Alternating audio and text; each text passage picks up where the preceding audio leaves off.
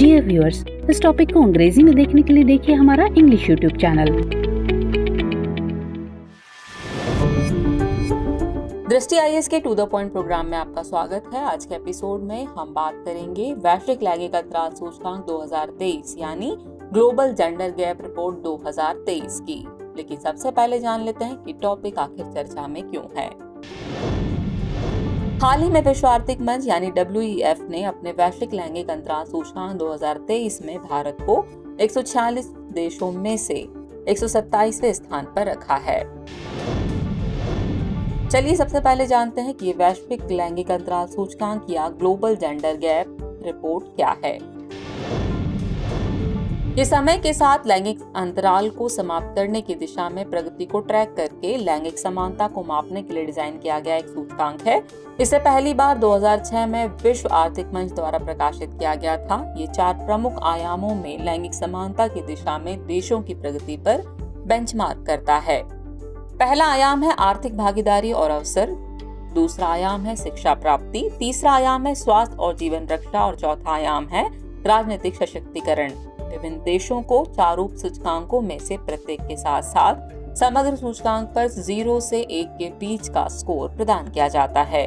जहां 1 पूर्ण लैंगिक समानता को दर्शाता है तो वहीं 0 पूर्ण असमानता को दर्शाता है।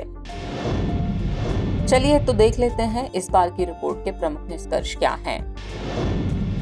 वैश्विक लिंग अंतर स्कोर 2023 में विश्व लिंग अंतर स्कोर 68.4% है, जो पिछले वर्ष की तुलना में 0.3% अंकों का मामूली सुधार दर्शाता है।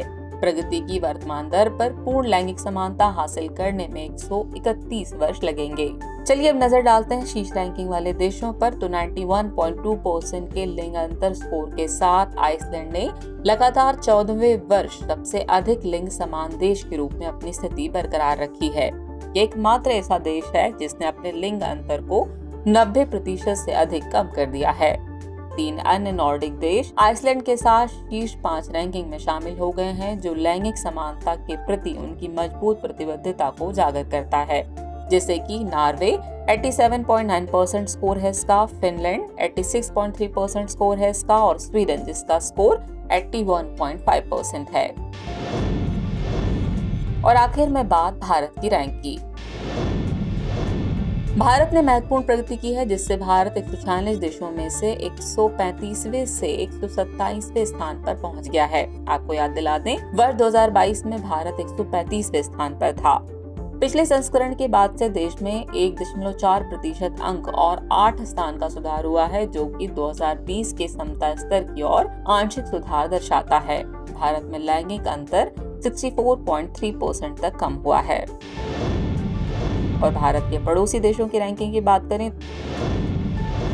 तो इस सूचकांक में पाकिस्तान 142वें, बांग्लादेश 59वें, चीन 107वें, नेपाल 116वें और श्रीलंका 115वें और भूटान 103वें स्थान पर है। चलिए अब वक्त हो चला आज के टॉपिक से रिलेटेड अभ्यास प्रश्न को नोट करने का। तो अभ्यास प्रश्न है, वैश्विक लैंगिक अंतराल सूचकांक 2023 के संबंध में निम्नलिखित कथनों पर विचार कीजिए। कथन 1 है, इसे विश्व आर्थिक मंच द्वारा प्रतिवर्ष जारी किया जाता है। कथन 2 है, इसमें भारत 146 देशों में से 127वें स्थान पर पहुंच गया है। और कथन 3 है, भारत में लैंगिक अंतर 64.3% तक कम हुआ है। तो उपरोक्त में से कितने कथन सही हैं, ये आपको बताना है। आपके ऑप्शन है ऑप्शन ए केवल 1, ऑप्शन बी केवल 2, ऑप्शन सी सभी 3 या फिर ऑप्शन डी कोई भी नहीं। तो व्यूअर्स, इस प्रश्न का जवाब कमेंट बॉक्स में देना न भूलें। जल्दी मिलते हैं नए एपिसोड में किसी और नए टॉपिक के साथ। तब तक के लिए शुक्रिया।